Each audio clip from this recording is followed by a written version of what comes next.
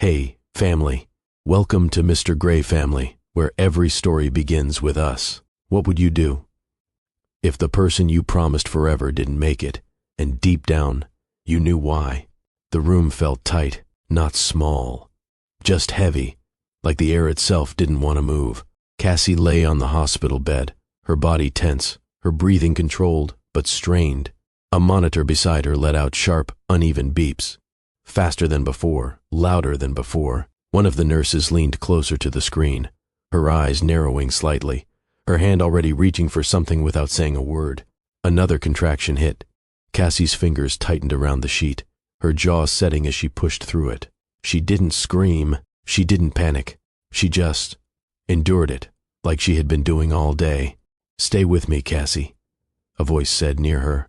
Calm, steady, but not relaxed. Cassie nodded faintly, her eyes unfocused for a second before settling again. Somewhere between the sounds of machines and quiet instructions, she exhaled slowly, like she was trying to hold on to something slipping away from her. Across the room, movement picked up.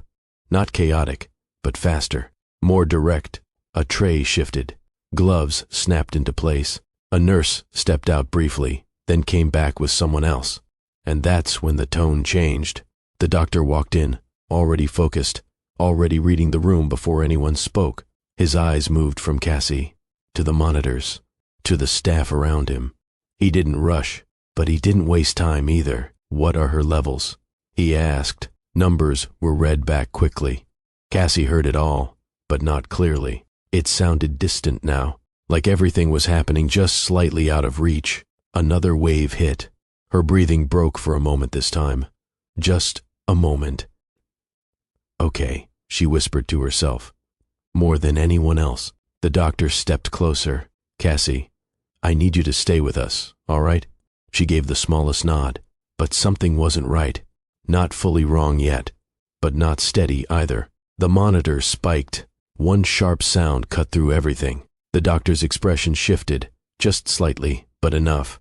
And then he said it. "We're losing her." No panic in his voice, just certainty, and that was worse.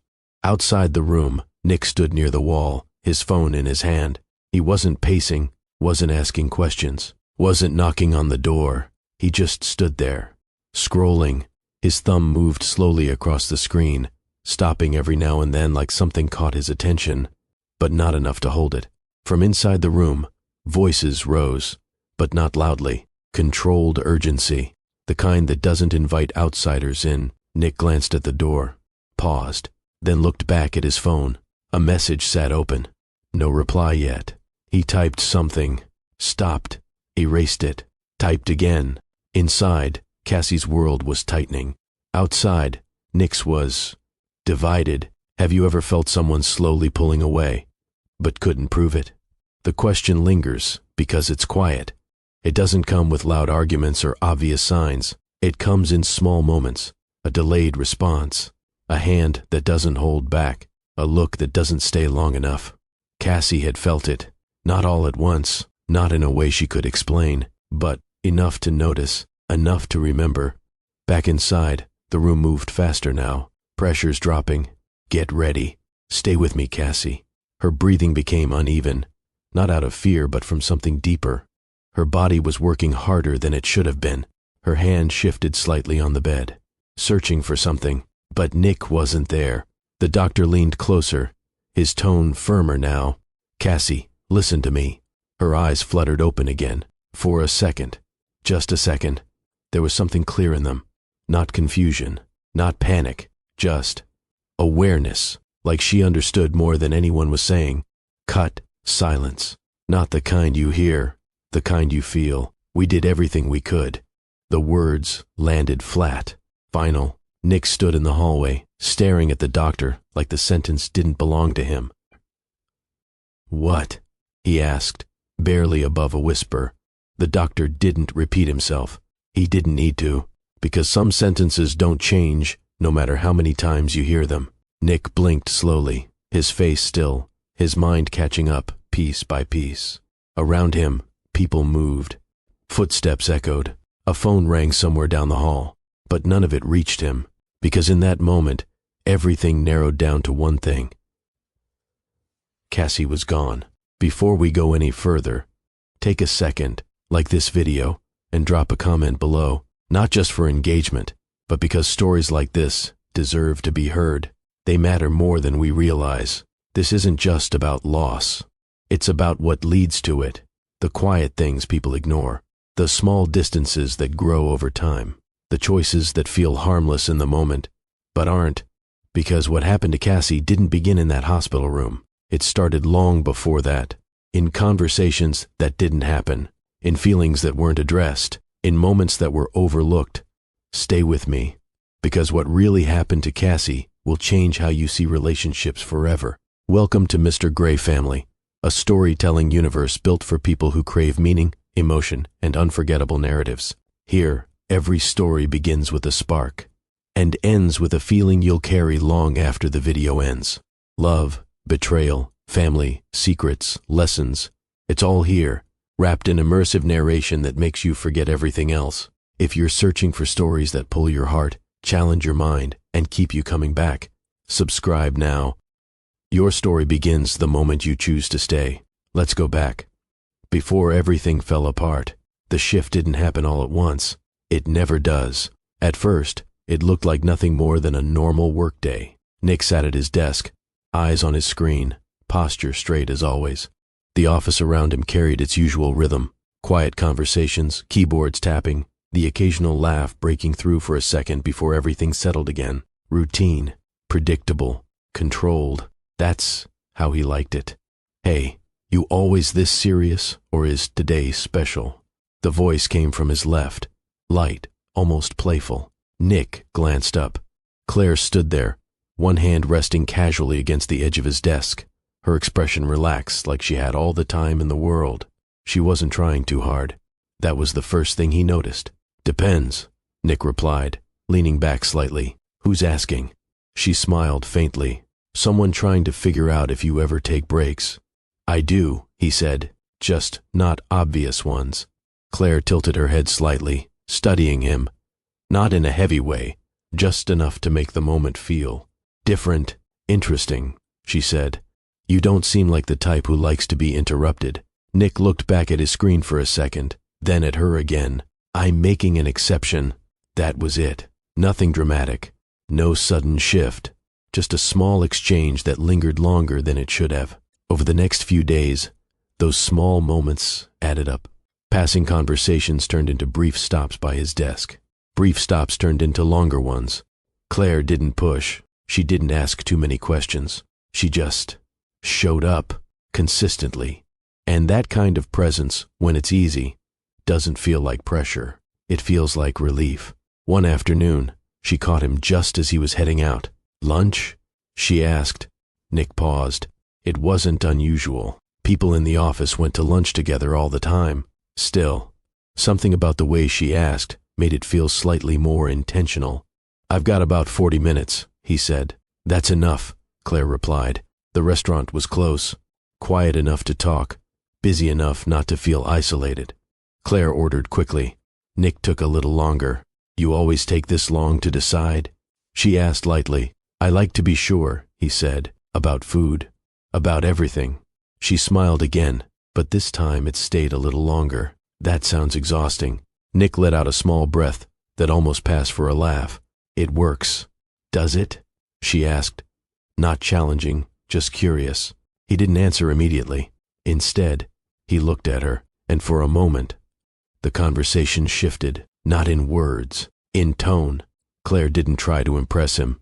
She didn't tell long stories or ask deep questions. She kept things simple. How long have you been here? Do you like it? What do you do when you're not working? Normal questions.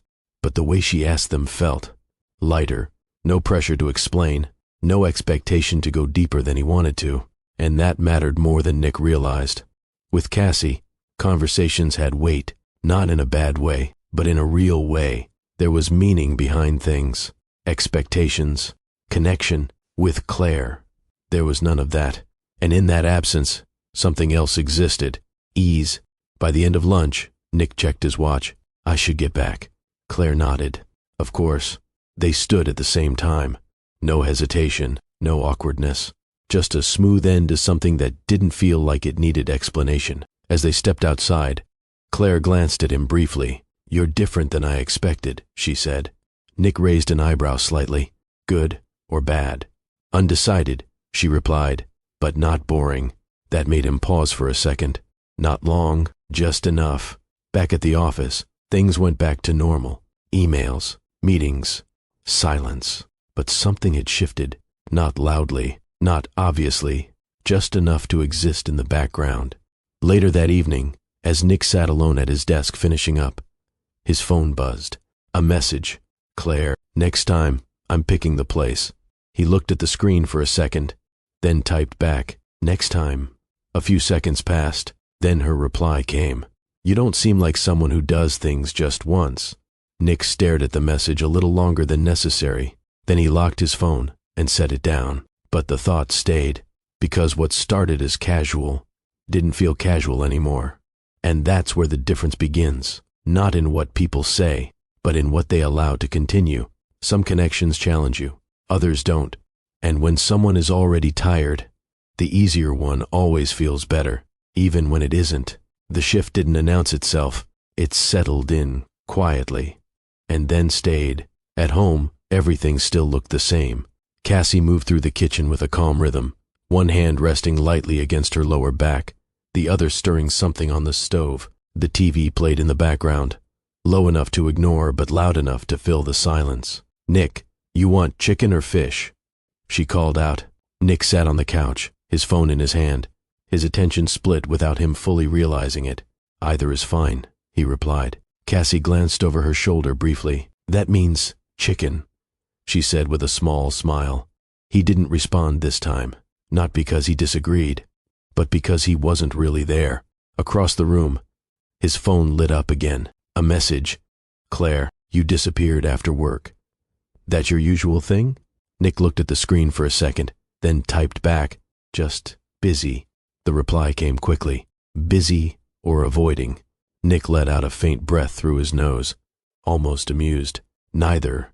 3 dots appeared, then stopped, then appeared again. Good.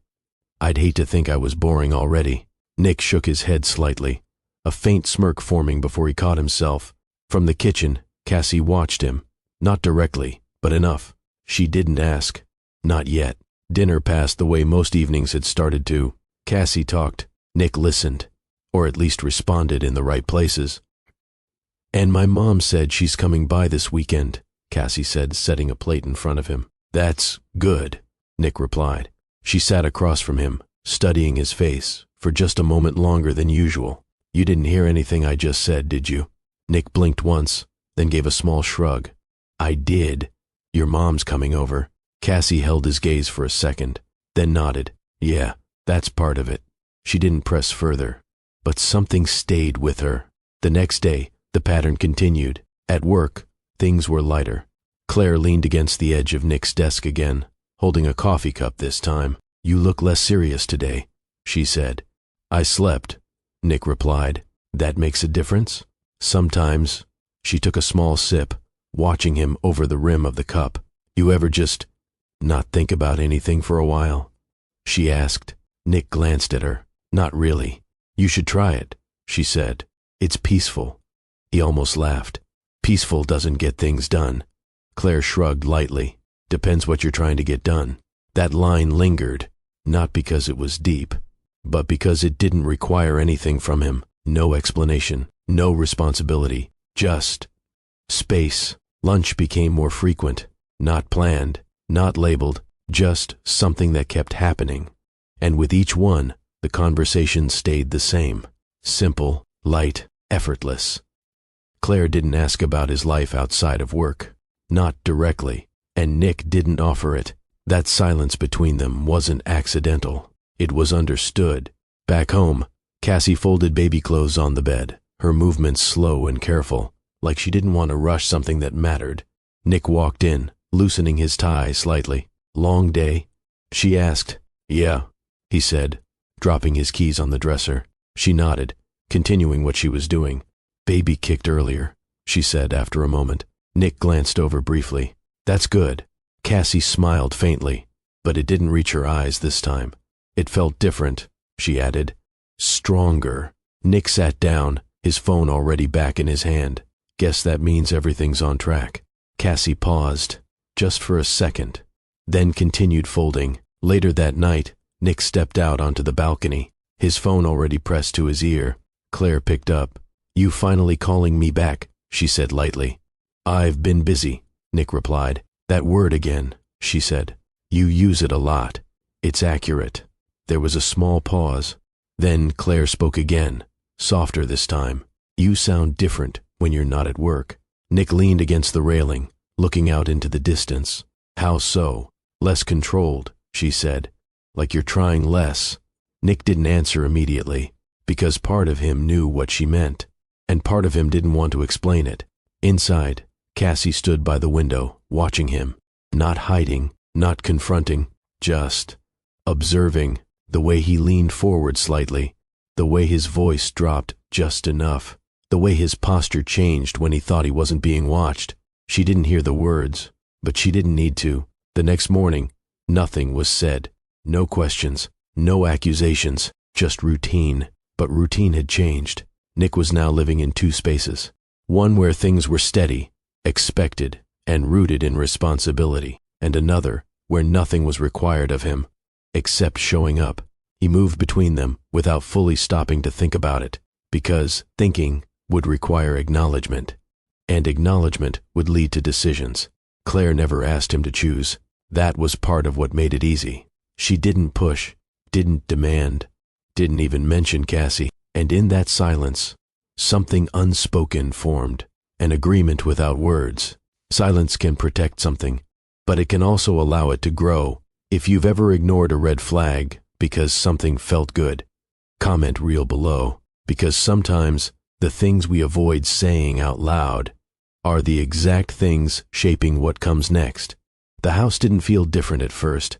Everything was still where it belonged. The same couch, the same kitchen, the same quiet evenings that used to feel comfortable. But Cassie had started noticing something she couldn't unsee. Patterns, not loud ones, not obvious ones, small shifts, the kind that don't announce themselves, but once you catch them, they stay with you. Nick's phone had a habit now, always face down, not occasionally, consistently. At first, Cassie told herself it didn't matter.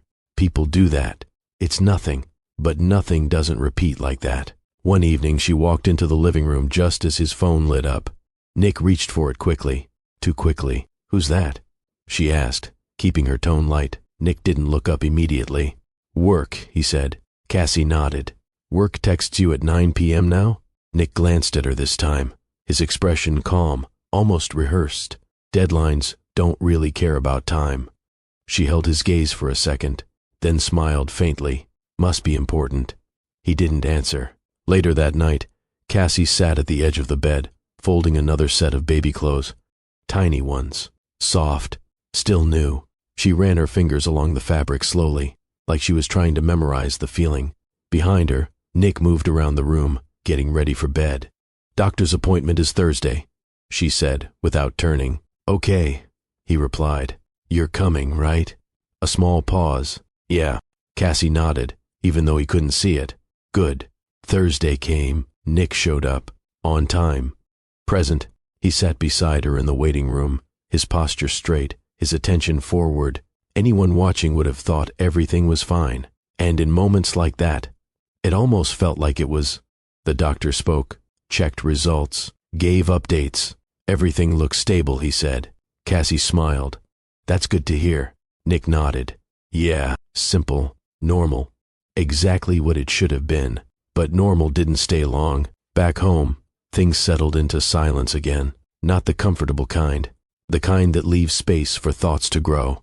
Cassie stopped asking certain questions. Not suddenly, gradually, like she was adjusting to something she didn't want to fully name. When Nick stepped outside to take a call, she didn't follow.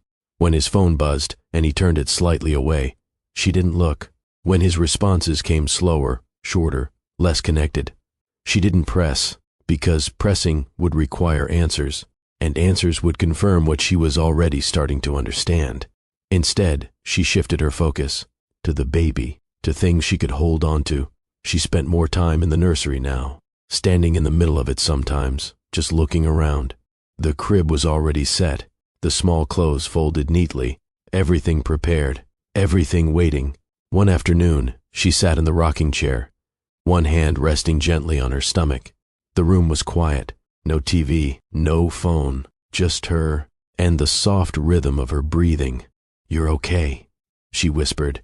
Her voice was calm, steady, but there was something underneath it now. Not fear, not exactly, just awareness. The baby moved slightly, a small shift. Cassie smiled faintly. "There you go," she murmured. She leaned back in the chair, her eyes closing for a moment, and in that stillness, her thoughts came through clearer than before.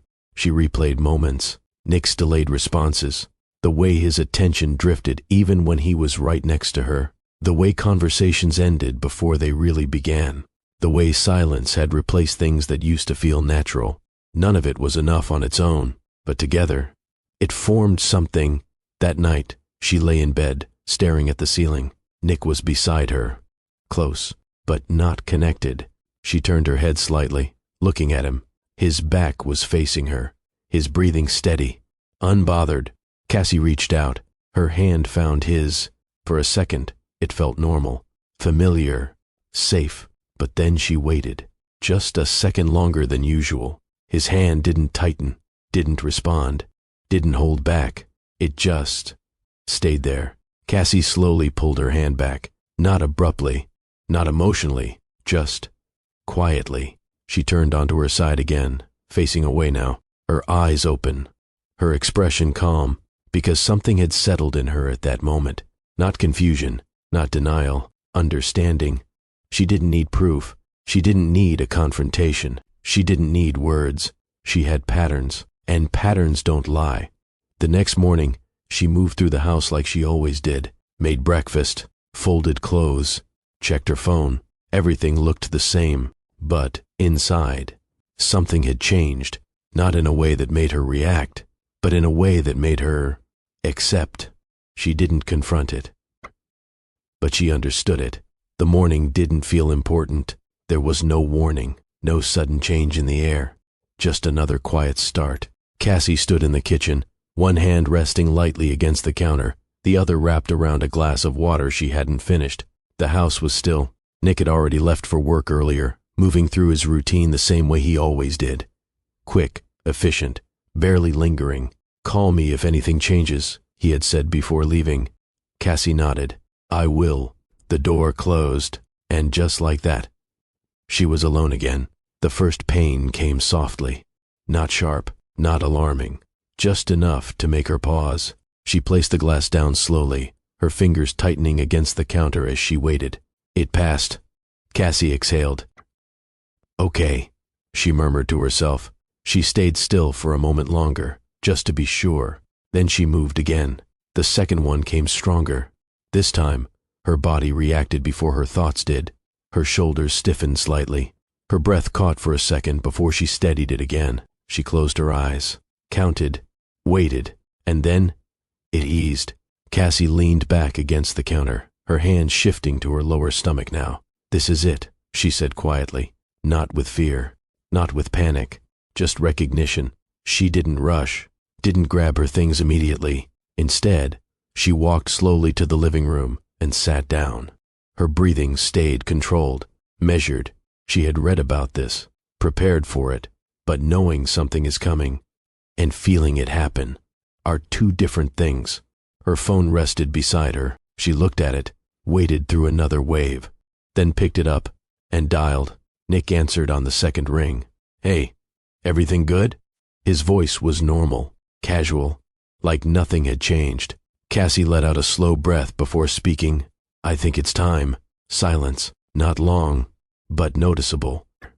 "Time?" Nick asked. Cassie's eyes closed briefly as another contraction began to build. "Nick," she said, her voice steady but firmer now. That was enough. "I'm on my way," he replied quickly. He grabbed his keys before the call even ended. His movements were faster now, but not rushed enough to match the situation. His mind was catching up. Not fully there yet. Back at home, Cassie stood carefully, moving toward the door. Each step was deliberate, not slow, not weak, just controlled. She grabbed her bag, already packed, already waiting, and paused for a second before stepping outside. The drive felt longer than usual, not because of distance, because of awareness. Cassie sat in the passenger seat, her hand gripping the edge of the seat lightly as another contraction passed through her. Nick kept glancing at her. "You okay?" he asked. She nodded. "Yeah, just focus on the road." Her tone was calm, almost too calm. Nick tightened his grip on the steering wheel slightly. "You want me to go faster?" Cassie shook her head. "No. I'm not trying to give birth in your car." That earned a small breath from him. Almost a laugh. Almost. Silence followed. Not uncomfortable, but not connected either. Nick's phone buzzed in the cup holder. He glanced at it instinctively, just for a second, then looked back at the road. Cassie noticed. She didn't say anything. Another contraction hit, stronger this time. Her breathing changed slightly. Deeper, more focused. Nick looked over again. "You sure you're okay?" Cassie nodded, her eyes forward now. "I'm fine." But this time, her voice carried something else. Not fear, not pain, just distance. The city moved around them. Cars passed. Lights changed. Everything continued like normal. Inside the car, time felt different. Slower, heavier. Nick tapped his fingers lightly against the wheel. A habit. One he didn't notice. Cassie did. She noticed everything now. Not because she wanted to, because she couldn't stop. Another buzz from the phone. Nick didn't pick it up this time, but he knew who it was. And that knowledge sat there, quiet, unspoken. Cassie leaned her head back slightly, her eyes closing for a brief moment. Her breathing steadied again. Then she spoke. "Nick." He glanced at her immediately. "Yeah?" There was a pause, not because she didn't know what to say, because she chose not to say it. "Nothing," she said finally. Nick looked at her for a second longer, then back at the road. The hospital came into view. Closer now, real. As the car slowed, Cassie opened her eyes fully. Her expression had shifted, still calm, still controlled, but focused. This wasn't just another moment anymore. This was the beginning of something that couldn't be paused. The hospital doors opened without hesitation. Everything inside moved with purpose, not rushed, not slow, just steady. Cassie felt it immediately. The shift from outside to inside wasn't loud, but it was clear. The air felt different, cooler, controlled, like every second inside this place already belonged to something important. Nick moved beside her, one hand hovering near her back, not fully touching, not fully guiding. "You good?" he asked again. Cassie nodded, her breathing measured. "Yeah, let's just go in." A nurse met them at the front desk. "Name?" she asked, already reaching for a form. "Cassie," Nick answered quickly. The nurse looked up at Cassie, offering a small, reassuring smile. "All right, Cassie, let's get you checked in." Things started happening faster after that. A wheelchair was brought. Cassie didn't argue when they asked her to sit, not because she couldn't walk, but because she understood what came next didn't need extra effort. Nick walked beside her as they moved down the hallway. The sound of wheels against the floor echoed softly. Doors opened, closed, voices passed in fragments. Everything felt organized, structured. Inside the room, the process began. Monitors were set up, vitals checked, questions asked. "When did the contractions start?" "This morning," Cassie replied. "How far apart?" "They're getting closer." The nurse nodded, typing quickly. "You're doing good," she said. Cassie gave a faint smile. "I don't really have a choice." Nick stood near the foot of the bed, watching, not interfering, not asking questions, just present. The monitor beside Cassie started picking up rhythm, soft beeps at first, then more consistent, each sound marking something happening that couldn't be stopped now. Cassie turned her head slightly, looking around the room, not searching, observing, the movement of the nurse adjusting something near her arm, the quiet exchange between two staff members near the door, the way the machine responded every time her body tightened. She took it all in, because that's what she did. Nick's phone buzzed. He glanced down. "Claire." The name sat there on the screen, simple, uncomplicated. He hesitated, just for a second, then slipped the phone into his pocket. "Nick," Cassie said softly. He looked up immediately. "Yeah?" She held his gaze for a moment. "Stay close." It wasn't fear. It wasn't urgency. Just a request. Nick nodded. "I'm here." Time moved differently inside the room. Minutes stretched, then disappeared. The contractions grew stronger, not sudden, gradual, but undeniable. Cassie's breathing adjusted with each one, her body responding instinctively now. She gripped the edge of the bed lightly, then released. Again. "You're progressing," the nurse said after checking. "That's good, right?" Nick asked. "It is," she replied. "Just stay with her." Nick nodded. His phone buzzed again. He ignored it. But the awareness stayed. After a while, Cassie closed her eyes briefly between contractions. Not sleeping, just resting in small moments. Nick stepped back. Not far, just enough to give space, but also enough to reach into his pocket. The hallway outside was quieter, less contained. He pulled his phone out. Claire had sent another message. "Everything okay?" He stared at it, then pressed call. She picked up quickly. "Hey, you good?" Nick leaned against the wall slightly. "She's in labor," he said. There was a short pause. "Oh," Claire replied, not surprised. Just acknowledging. "How long?" "I don't know," Nick said. "We just got here." Another pause. Then, "Well, keep me updated." That was it. No follow-up, no deeper concern. Just distance. Nick ended the call. He looked down at his phone for a second longer, then locked it. Inside the room, Cassie's eyes opened. She looked toward the door. Empty. A nurse adjusted something near her again. "You're doing great," she said. Cassie nodded. "Where's Nick?" He stepped out for a second. The nurse replied. Cassie didn't react, just looked back at the ceiling. A contraction hit. Stronger this time.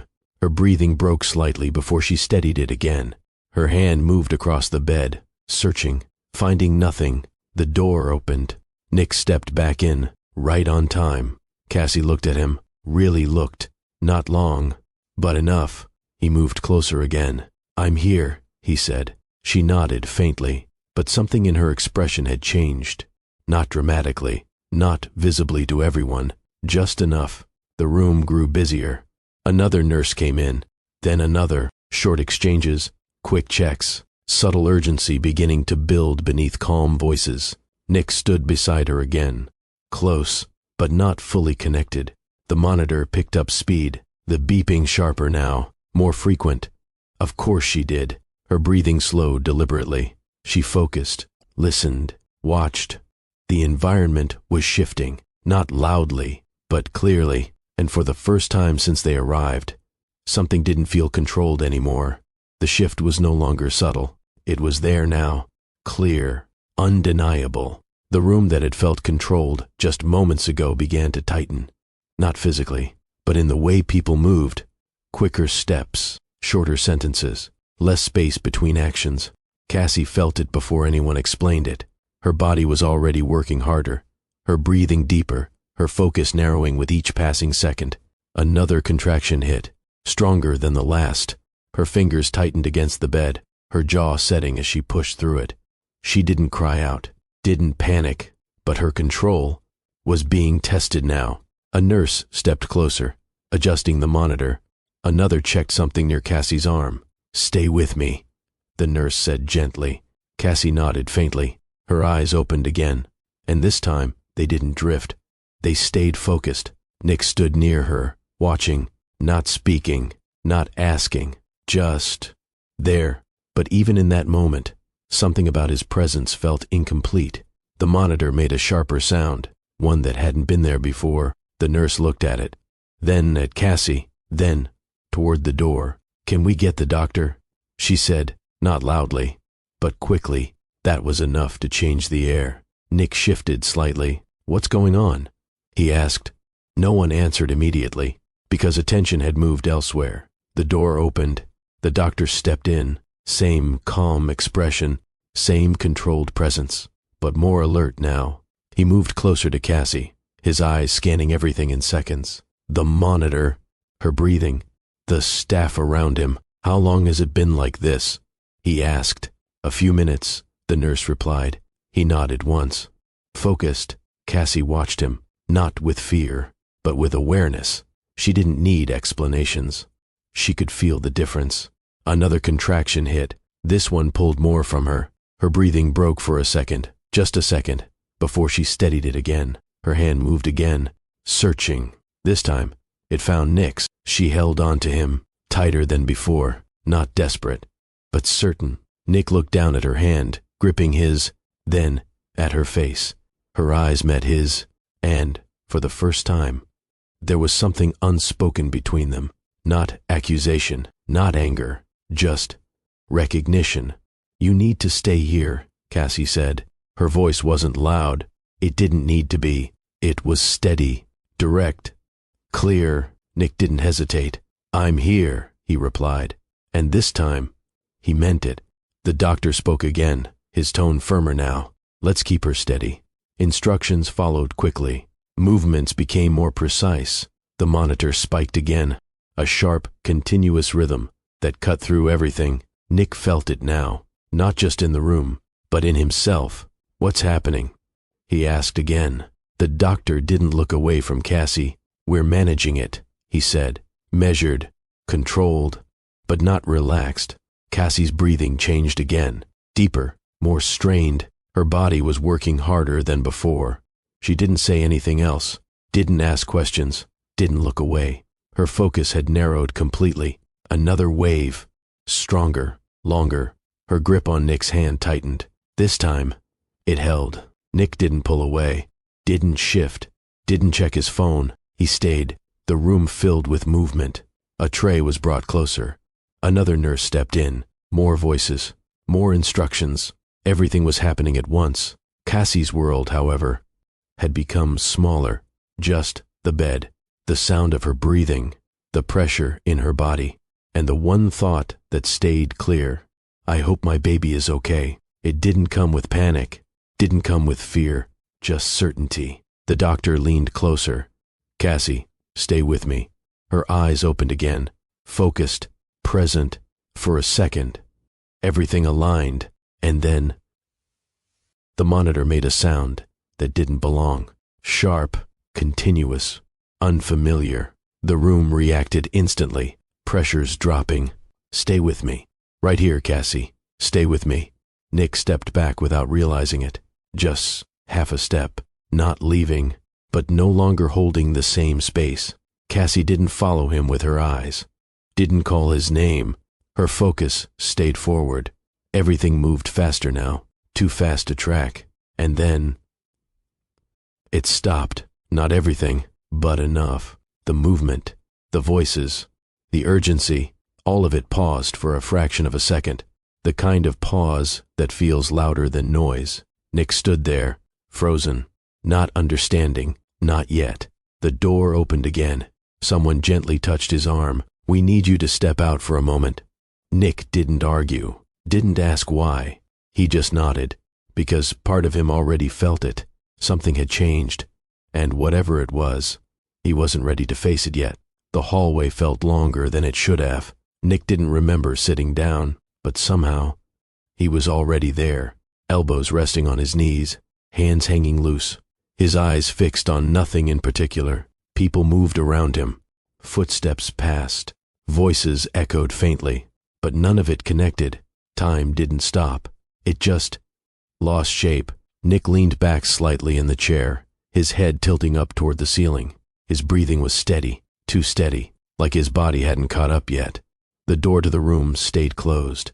That was the only thing he watched, not consciously, but consistently. A nurse walked past him quickly, then another. Neither stopped. Nick swallowed slowly. His throat felt dry, but he didn't move. His phone buzzed. The sound felt louder than it should have. He looked down. Claire. The name sat there again. Uncomplicated. Familiar. For a second, he just stared at it, then turned the phone face down on his leg. The door opened. Nick stood immediately, too fast, like his body moved before his mind gave permission. The doctor stepped out. Same one, same posture, same calm face. But something was different now. Nick searched his expression, looking for anything, a sign, a direction, something he could read before the words came. "What's going on?" Nick asked. His voice wasn't loud, but it carried weight now. The doctor looked at him carefully, not avoiding eye contact, not rushing, just steady. "We did everything we could." The sentence landed, flat, simple, complete. Nick blinked once, then again. "What?" he asked. The word didn't come from understanding. It came from delay. The doctor didn't change his tone. "I'm sorry." Nick stared at him, waiting for something else, more words, more explanation. None came, because there wasn't anything else to say. Nick's eyes shifted slightly, past the doctor, toward the door, like maybe, if he looked long enough, it would change. It didn't. His shoulders dropped just a fraction, not enough to be obvious, but enough to matter. "My wife," he said. The doctor nodded once. Small, respectful, final. Nick's mouth opened slightly, then closed. No sound came out, because the mind doesn't always react immediately. Sometimes it pauses. Nick sat back down, slowly, like the movement had weight behind it. His hands rested on his knees again. Same position, different reality. People still walked past. The hallway still moved. Everything around him stayed the same, but nothing felt the same. Nick stared ahead, his eyes fixed, unblinking for a moment too long. The words repeated in his head, not loud, not overwhelming, just there. "We did everything we could." It didn't make sense yet, not fully, because part of him was still expecting a correction, a follow-up, something that would shift the meaning, but nothing came. His chest rose slowly, then fell, still steady, still controlled, because shock doesn't always look like emotion. Sometimes it looks like absence. Nick leaned forward slightly, his elbows resting on his knees again. His hands came together this time, fingers interlocked. He looked down at nothing. For a moment, his lips parted again, like he was about to say something, but he didn't, because there wasn't anything to say. Not yet. And in that silence, the reality began to settle. Not loudly, not all at once, just enough. Cassie wasn't coming back, and for the first time since the day started, Nick didn't reach for his phone. The drive home didn't feel like a decision. Nick didn't remember choosing to leave. At some point, he just wasn't at the hospital anymore. The city moved around him like it always did. Cars passed. Lights changed. People crossed streets without hesitation. Everything continued. Nick's hands rested on the steering wheel, steady, controlled. His eyes stayed forward, focused, but not processing. The words were still there. "We did everything we could." They didn't hit all at once. They repeated, quiet, constant. When he pulled into the driveway, the house looked the same. Nothing about it had changed. The door, the windows, the silence inside. He sat in the car for a moment, just a moment, then reached for the handle and stepped out. Inside, everything was exactly where it should be. Cassie's things were still there, her shoes near the door, a folded blanket on the couch, the faint scent of something she had cooked earlier still lingering in the air. Nick walked in slowly, not hesitant, just without direction. He set his keys down, missed the table slightly. They hit the edge before falling into place. He didn't react. His phone buzzed. This time he picked it up. "Claire," he answered. "Yeah," he said. There was a brief pause on the other end. Then her voice, "You left already?" Nick leaned against the wall slightly. "Yeah." Another pause. "Do you want me to come over?" she asked. Nick didn't answer immediately. He looked around the room, at everything that hadn't moved, at everything that still felt present. "Yeah," he said finally. The call ended. Time passed. Not clearly, not in a way that could be measured. Nick moved through the house, slowly, from the living room to the kitchen, from the kitchen to the hallway. At one point, he stopped at the nursery. The door was slightly open. He pushed it gently. Inside, everything was ready. The crib, the folded clothes, the small details Cassie had taken time to arrange. Nick stood there, not moving, His eyes scanned the room, taking it in, but not fully connecting it yet, because connection would require understanding, and understanding hadn't caught up. A knock at the door pulled him away. He walked back through the house and opened it. Claire stood there. She didn't rush forward, didn't reach for him. She just looked at him, taking in his expression, his posture, his silence. "I came as soon as I could," she said softly. Nick nodded. "Yeah." She stepped inside. The door closed behind her. For a moment, neither of them spoke. The house felt different now. Not empty, just unsettled. Claire walked further into the living room, her eyes moving briefly around the space. She didn't comment, didn't ask questions. Nick moved past her, heading toward the kitchen. "You want something?" he asked. Claire leaned slightly against the couch. "No, I'm okay." Nick poured himself a drink, his movements steady, measured. He took a sip, then another. Claire watched him, not intensely, just enough. "You should sit," she said. Nick nodded and walked back into the living room. He sat down, the glass still in his hand. Silence settled between them, not heavy in the way people expect, just open. Claire shifted slightly. "You don't have to say anything," she added. Nick looked at her for a second, then looked away. That was the difference. Cassie would have waited, watched, asked. Claire didn't, and in that absence, there was no pressure. Time passed. Nick spoke first. "It's over," he said. The words came out flat.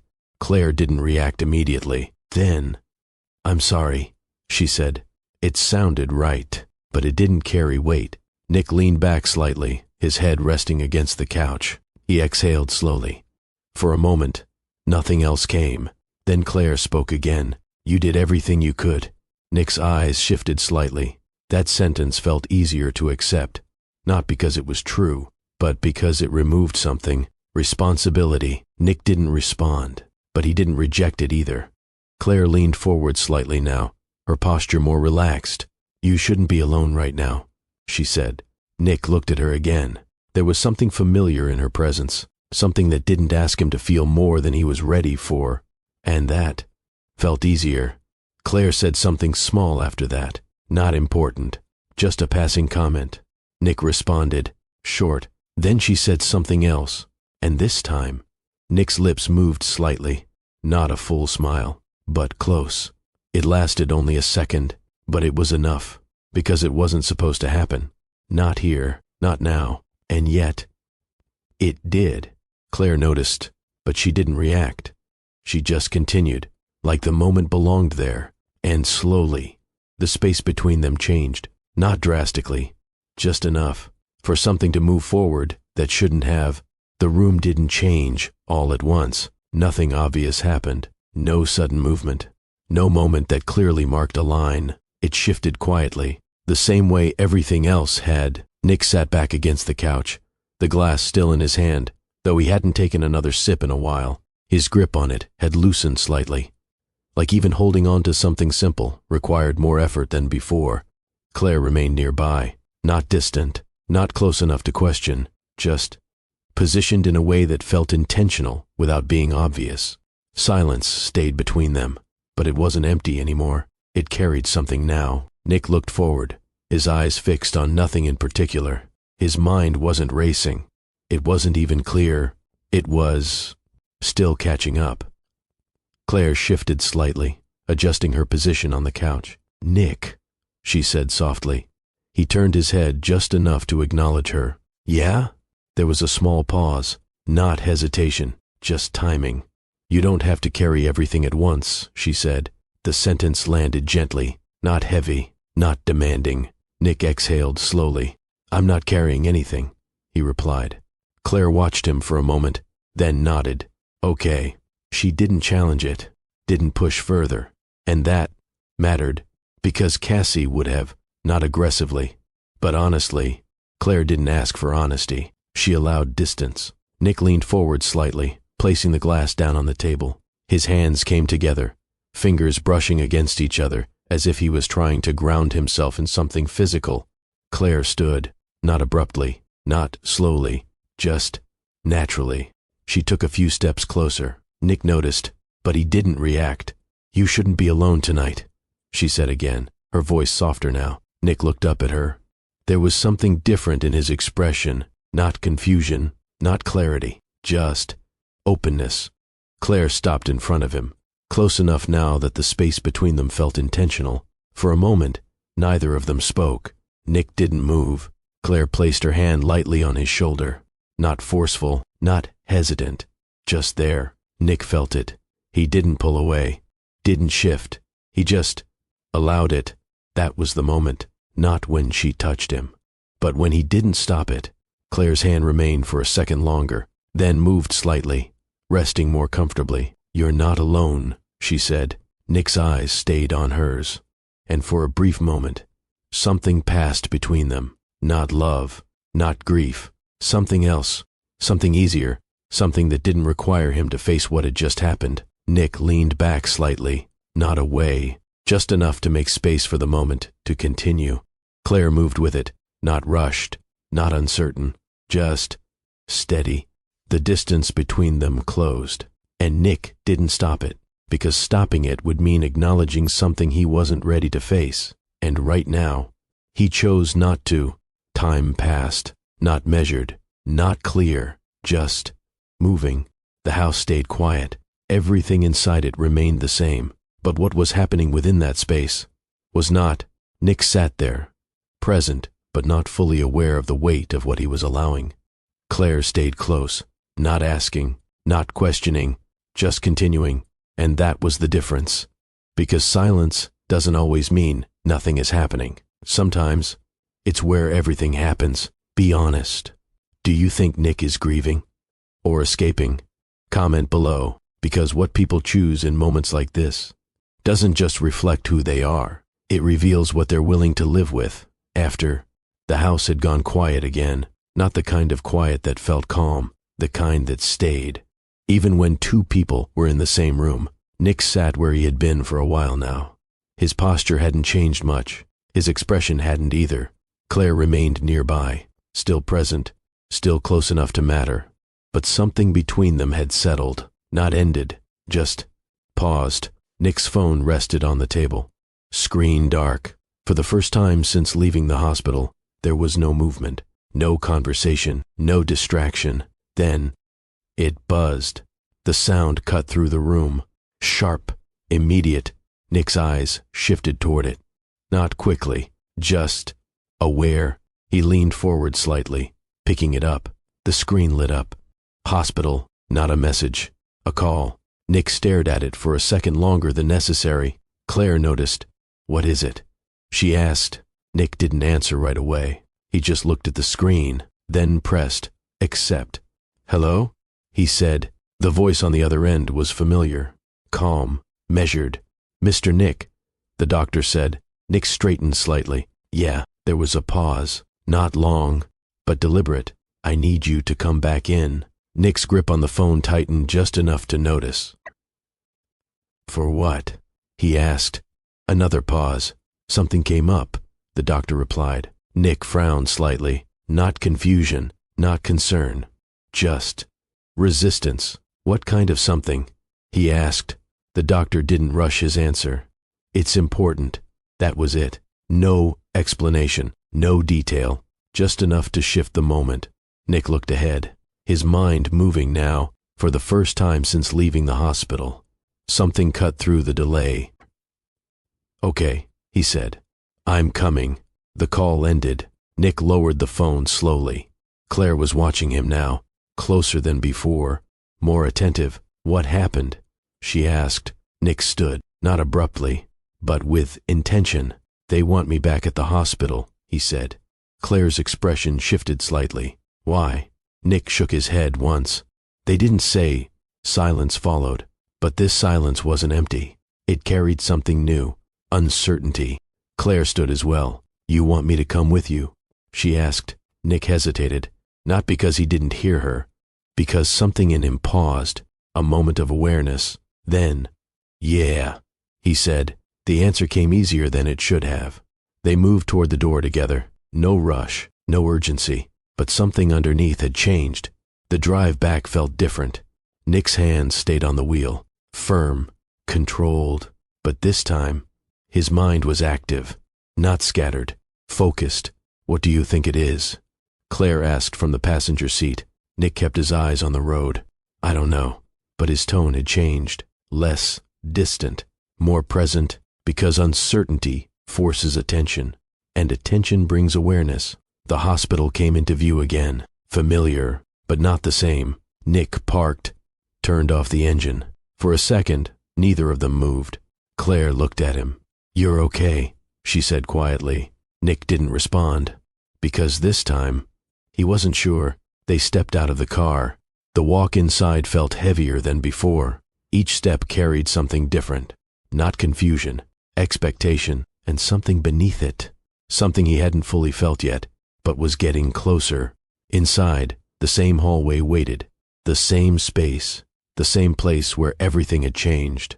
But this time, Nick wasn't walking through it the same way, because now, he was about to understand something he hadn't allowed himself to see. The hallway felt familiar, but this time, it didn't feel distant. Nick walked beside Claire, his steps steady, but slower than before, not because he was tired, but because something in him had started paying attention again. The same doors, the same walls, the same quiet movement of people passing by. But now, every detail registered. The doctor was already waiting, standing near the end of the hallway, hands loosely folded, posture unchanged from before, calm, measured, controlled. Nick approached him. Claire stayed just slightly behind, not hiding, but no longer leading the space. "What is it?" Nick asked. No hesitation this time, no delay. The doctor looked at him carefully, then briefly at Claire, then back at Nick. "I'm glad you came back," he said. Nick's jaw tightened slightly. "You said something came up." The doctor nodded once. "It did." A pause followed. "Intentional. I think we should talk somewhere more private," the doctor added. Nick didn't argue, didn't question it. He just nodded. They moved into a smaller room. The door closed behind them. The space felt contained, not uncomfortable, just focused. The doctor remained standing. Nick stood across from him. Claire stayed near the wall. Quiet now, more aware than before. "There's something I need to explain," the doctor said. Nick held his gaze. "Then explain it." The doctor took a slow breath, not out of hesitation, out of care. "Your wife's condition became more complicated than we initially expected," he began. Nick's expression didn't change, but his attention sharpened. "You said that already," he replied. "Yes," the doctor said, "but there's more to it." Silence settled briefly. The doctor continued. "We reviewed her records again." Nick frowned slightly. "What does that mean?" "It means," the doctor said carefully, "we looked beyond the immediate medical factors." Nick's posture shifted, just slightly. "And?" he asked. The doctor didn't rush, didn't dramatize. "Your wife had been under prolonged stress," he said. The word landed. Stress. Nick's eyes narrowed slightly. "What does that have to do with?" "It matters," the doctor said gently. He didn't raise his voice, didn't interrupt sharply. He just continued. "During pregnancy, sustained emotional and physical strain can affect how the body responds during labor." Nick's face stayed still, but something behind it moved. "She was carrying more than just the pregnancy," the doctor added. The room went quiet. Claire shifted slightly, not visibly to most, but enough. Nick's mind began connecting things, not all at once, but in pieces, moments. Cassie standing in the kitchen, pausing mid-sentence. Cassie sitting quietly in the nursery. The way she stopped asking questions, the way she looked at him near the end, the way she held his hand. Nick swallowed slowly. "What are you saying?" he asked. The doctor met his eyes, steady, clear. "I'm saying her body was under more pressure than it should have been." Another pause, and that made everything harder for her to recover from. Nick didn't respond, because now he was listening, not just hearing, understanding. The doctor continued, carefully. She needed stability. Nick's jaw tightened. She needed peace. His breathing shifted slightly. She needed support. And then the sentence came. She didn't have enough support. Silence. Complete. No movement, no sound. Just the weight of that sentence settling into the room. Claire looked down briefly, her posture changing, her presence shrinking. Nick didn't move, but something inside him did. Not loudly, not visibly, but deeply, because this wasn't just information. This was connection. Every moment he had ignored, every time he chose ease over effort, every conversation he avoided, every silence he allowed, all of it pointed somewhere. And now, it had a result. Nick exhaled slowly, his hands tightening at his sides. "You're saying this is my fault?" he asked. The doctor didn't answer immediately, because the question wasn't simple. "I'm saying," he replied carefully, "that emotional support matters more than people realize." That was enough, because it didn't accuse, but it didn't remove responsibility either. Nick's eyes dropped. For the first time, he wasn't looking for something to hold on to. He was looking at what was already there, the truth, uncomfortable, but clear. Claire stepped back slightly, not intentionally, just instinct, because now she understood her place in the moment, and it wasn't beside him. Nick stood still, not frozen, but grounded, because the delay was gone now, and what replaced it was understanding. Nick didn't respond right away. The room stayed still, not because nothing was happening, but because everything had already been said. His eyes remained lowered for a moment longer. Then, slowly, he sat down, not out of weakness, but because standing there no longer made sense. His hands rested on his knees again, the same position from earlier, but this time, they weren't still. A slight tremble, barely visible, but real. The doctor didn't speak. He didn't need to. Claire stood near the wall, quiet, no longer trying to fill the space. Nick exhaled slowly, his chest rising, then falling, and for the first time since the hospital hallway, the delay was gone. Everything connected, not in pieces, not in fragments, fully. Cassie, standing in the kitchen, pausing mid-sentence. Cassie watching him when he thought he wasn't paying attention. Cassie asking fewer questions, not because she didn't care, but because she already knew. Cassie sitting in the nursery, speaking softly to the life she was carrying, and then Cassie holding his hand, tighter, not out of fear, but certainty. Nick's jaw tightened, his fingers pressed into his knees slightly, because now he understood that moment. She wasn't asking, she was holding on, and he hadn't held back. The realization didn't come with noise, it didn't break him outwardly. It settled, deep, permanent. Claire shifted slightly again. This time, she stepped back, not dramatically, just enough to create distance, because she felt it now, the weight, and for the first time since she walked into his life, she didn't belong in the moment. Nick didn't look at her, not because he was ignoring her, but because his focus had changed. He wasn't looking outward anymore, he was looking inward, and what he saw didn't leave room for anything else. The doctor gave a small nod, respectful, then stepped toward the door. He paused briefly, then left. The door closed. Nick remained seated. Claire stood there for another second, then another. "Nick," she said quietly. He didn't respond, not because he didn't hear her, but because her voice no longer reached him the same way. There was a difference now, clarity. Claire took one more step back, then turned and walked out. No argument, no explanation, just distance. The room felt different again, but this time, it wasn't uncertain. It was final. Nick sat there alone, not moving, not speaking, just thinking about everything he had ignored, everything he had allowed, everything he had chosen not to face, and how all of it had led here. His hands slowly came together, fingers interlocking again, but this time, they tightened, because now he felt it, not confusion, not delay, responsibility. And responsibility doesn't leave, it stays. Long after the moment passes, Nick leaned forward slightly, his head lowering, his eyes closed, and in that silence, there was no escape, no distraction, no easier version of reality, just truth, clear, unavoidable, because some consequences don't arrive loudly, they settle into you, And stay there. If this story taught you something, share it. Someone needs to hear this. Nick sat there long after the room emptied, not moving, not speaking, just thinking about the last time Cassie held his hand, and how he didn't hold her hand tight enough.